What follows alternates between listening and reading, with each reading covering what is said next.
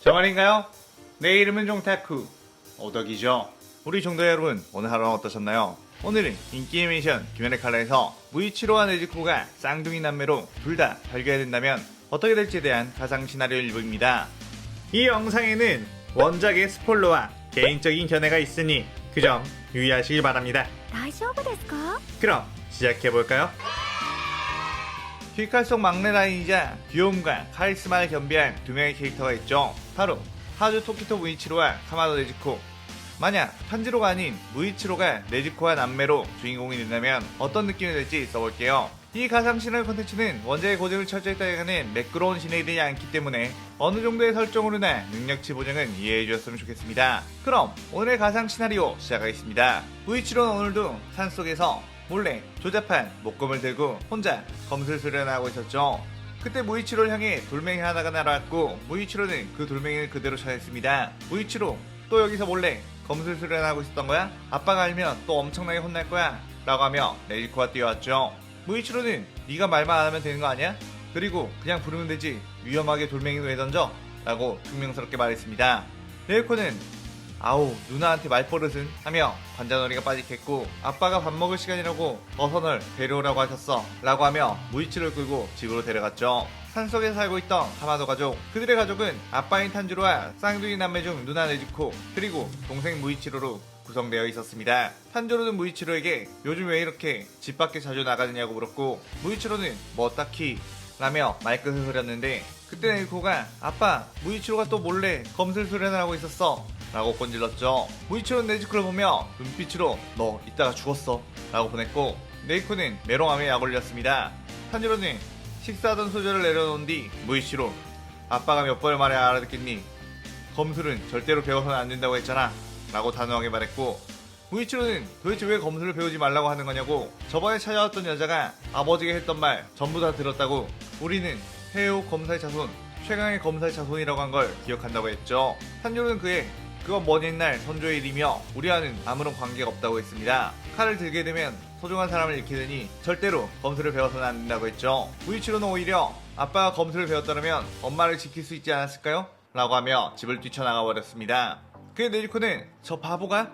라고 하며 따라가려고 했고 탄지로는 어떤 씁쓸한 생각에 잠긴 채 그 자리에 가만히 있었죠. 무이치로는 자신의 마음을 몰라주는 아빠에게 서운함을 느껴 자신이 몰래 수련하던 숲속으로 갔고 목검을 들어 호공에 휘저기며 수련했습니다. 그때 검술은 그런 식으로 휘두르기만 한다고 되는 거 아니다 라는 소리가 들렸고 무이치로가 그것을 보자 어떤 한 남자가 저벅저벅 걸어오고 있었죠. 무이치로는 그를 보자 인간이 아님을 단번에 알아챘는데 그는 눈이 6개가 달린 혈기 코쿠시보였습니다. 코쿠시보는 그 모습을 보니 너에게 검술을 가르치지 않았나 보구나 라고 했고 무이치로는 그저 공포에 몸이 얼어붙어 덜덜 떨기만 했죠. 그때 돌멩이 하나가 코쿠시보에게 날아왔고 코쿠시보는 아랑곳하지 않고 그 돌멩이를 맞았습니다. 무이치로의 옆으로 달려온 네즈코는 내 동생에서 떨어진 이 괴물아 라고 소리쳤고 코쿠시보는 그들을 보며 호 쌍둥이라 꽤나 그립구나 라고 말했죠. 코쿠시보는 그들에게 저벅저벅 걸어왔고 네즈코는 더 이상 다가오면 물어버릴 거라고 협박을 했습니다.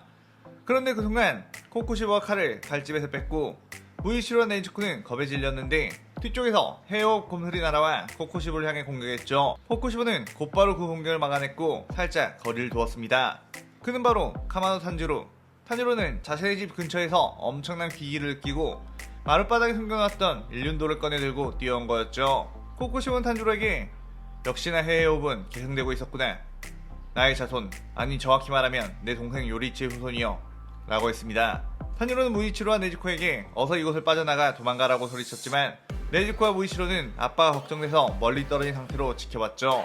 탄지로는 해의 호흡을 시연해 다시 코쿠시보에게 덤벼들었고 코쿠시보는 달의 호흡을 시연해 그것을 받아치며 치열한 공방전을 펼쳤습니다. 코쿠시보는 탄지로에게 네 녀석은 그래도 꽤나 요리치 반열에 올라온 자라구나 라고 평가했고 끊임없이 서로 칼을 맞부딪혔죠. 무이치로와 네이코는 언제나 병약해 보였던 아빠가 저런 실력을 지니고 있었다는 것에 믿을 수가 없다며 놀랐고 그저 아빠가 이기기를 간절히 응원하고 있었습니다.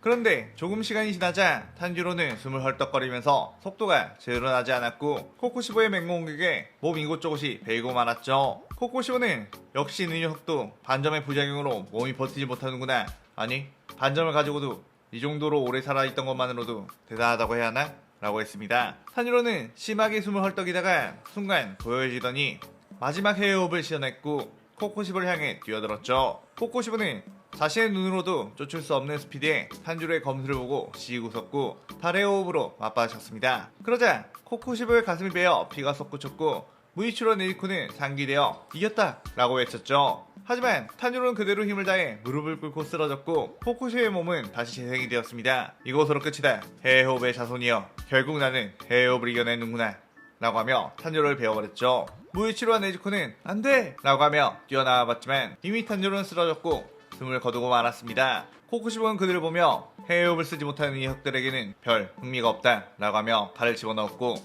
무이치로는 기다려! 당신을 꼭 죽여버리고 말겠어! 라고 소리쳤지만 코코시보는 그저 어둠 속으로 사라져버리고 말았죠. 네즈코와 무이치로는 탄주로의 죽음에 절규하며 울었고 다음날이 돼서야 탄주로를 묻어주게 되었습니다. 무이치로 네즈코는 슬픔에 잠긴 채 집에 돌아오게 되었고 앞으로 어떻게 해야 할지 둘 다 말없이 고민하고 있었죠. 그때 밖에서는 인기척이 났고 무이치로 네즈코는 경계를 하며 문을 열고 나가봤는데 그곳에는 인간이 아닌 듯한 느낌의 여자가 있었고 그녀는 슬픔에 잠긴 얼굴로 역시나 탄주로 씨는 이라고 했습니다.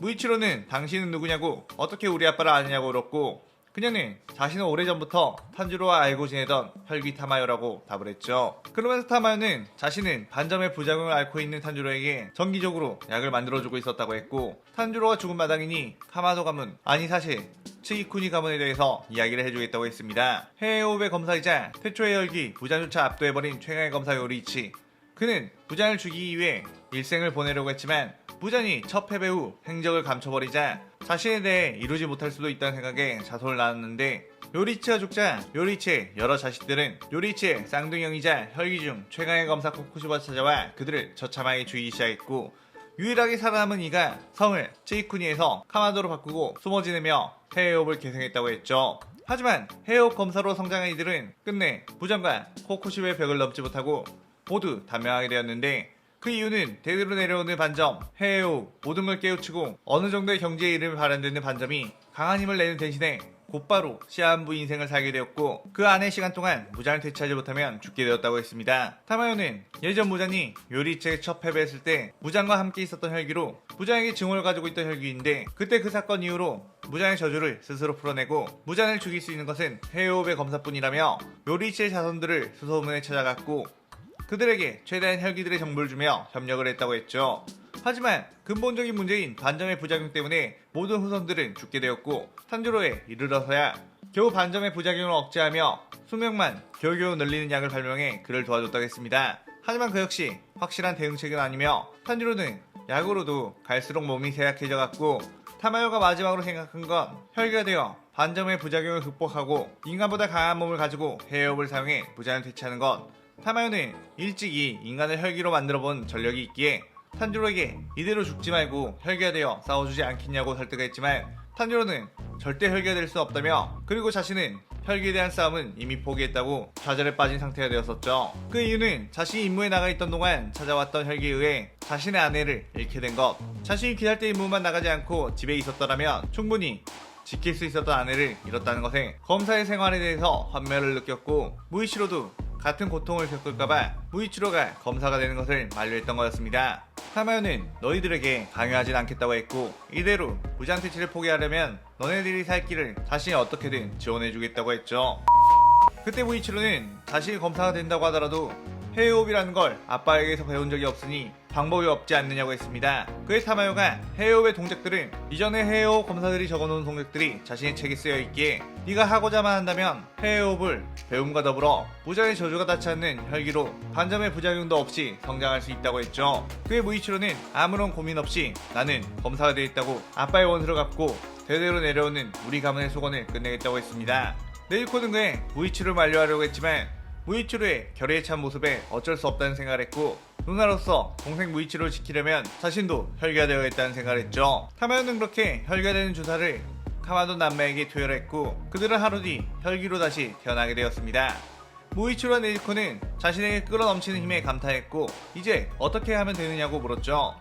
타마요는 일단 해외호흡에 교훈을 주며 이 동작들을 익히도록 만들었고 무이치로와 네즈코는 강해져야겠다는 일념으로 열심히 수련했습니다. 그렇게 1년이라는 시간이 흐른 뒤 타마요는 무이치로와 네즈코에게 이제 해야 할 일이 있다고 불렀고, 아무래도 무장을 퇴치하기 위해서는 여러 조력자들이 필요하기 마련이고, 또한 혈기를 사냥하다 보면 분명 귀살대 검사들과 마주치게 될 텐데, 그들은 혈기인 너네들을 무작정 공격을 하고 말 테니까 괜한 싸움을 피하기 위해서는 먼저 귀살대와 합의를 보는 것이 좋을 것 같다고 했죠. 네즈코는 말도 안 된다고 귀살대 검사들이 우리를 받아줄 리가 없지 않느냐고 했지만, 타마요는 분명 너희들이라면 해낼 수 있을 거라고 하며 귀살대 본부의 위치를 알려주게 되었습니다. 그렇게 긴장 속에 떠나는 카마도 남매, 귀살대 본부 근처에 다다르게 되자 귀살대 검사들이 튀어나와 그들을 둘러싸았고 곧바로 달려들 기세를 보였죠. 무이치로는 우리는 너네들과 싸우려고 온 게 아니다. 당주라는 녀석을 불러라 라고 했습니다. 귀살대 검사들에게는 그 말투가 싸우자고 도발하는 걸로 들렸고 그대로 무이치로에게 뛰어들었죠. 그러자 네이코가 공중으로 점프한 뒤 달려든 귀살대원들을 발로 툭툭툭 차 날려버렸고 귀살대원들은 그대로 바닥으로 고꾸라졌습니다. 네이코는 내 동생이 버릇이 없긴 하지만 그래도 내 동생을 공격하는 건 못 참아 라고 했고, 무이치로는 야 이 바보야, 너 때문에 일이 더 어렵게 될 것 같아 라고 정색하며 말했죠. 네이코는 그게 무슨 소리야? 라고 하는 순간 엄청난 위압감을 가진 한 사내가 두둥 등장했고, 이야 이거 참 화려한 꼬마 녀석들이구만. 귀살대원들이 득실거리는 이곳으로 겁도 없이 찾아오다니 말이야 라고 했습니다. 그는 귀살대 음주 무지 탱겐, 언뜻 보기에도 막강한 실력을 지닌 자로 보였죠. 네즈코와 무이치로는 긴장하며 우린 이곳에 싸우러 온 것이 아니야. 너네 상주에게 제안을 할 게 있어서 찾아왔다 라고 했습니다. 그러자 뒤쪽의 나무에서 누군가가 툭 내려오며 제안? 혈기들의 말 따위는 신용할 수 없다. 일단 죽여주지 라고 했죠. 무이치로가 그것을 보자 그곳에는 사주 이구로 오바나이가 있었고 그 역시 엄청난 살기를 가진 실력자로 보였습니다. 네이코는 무이치로에게 이거 어떻게 하지? 이 사람들 우리 말을 들어줄 것 같지 않은데? 라고 했고, 무이치로는 그럼 말을 듣게 해주는 수밖에 없지 라고 하며 칼을 뽑아냈고 헤어업을 시전하며 이 시나리오 일부가 끝이 나게 되죠. 이 시나리오에서는 기존 원작에서 나오는 탄지로와 네즈코의 서로를 따뜻하게 품어주는 남매가 아닌 쌍둥이로서 보다 기억태역해가며 성장해 나가는 무이치로와 네즈코의 모습을 담아보려고 합니다. 또한 무이치로의 천재성과 더불어 혈기의 능력까지 얻게 되었으니 먼치킨에 가까운 서사가 될 것 같아요. 오늘의 가상 시나리오에 대한 감상평 많이 남겨주시고 다음 시나리오 2부도 많은 기대 부탁드려요. 오늘 영상 즐겁게 보셨다면 구독, 좋아요, 알림 설정 누르는 거 잊지 마시고요. 그럼 오늘은 이만 사요나라.さようなら。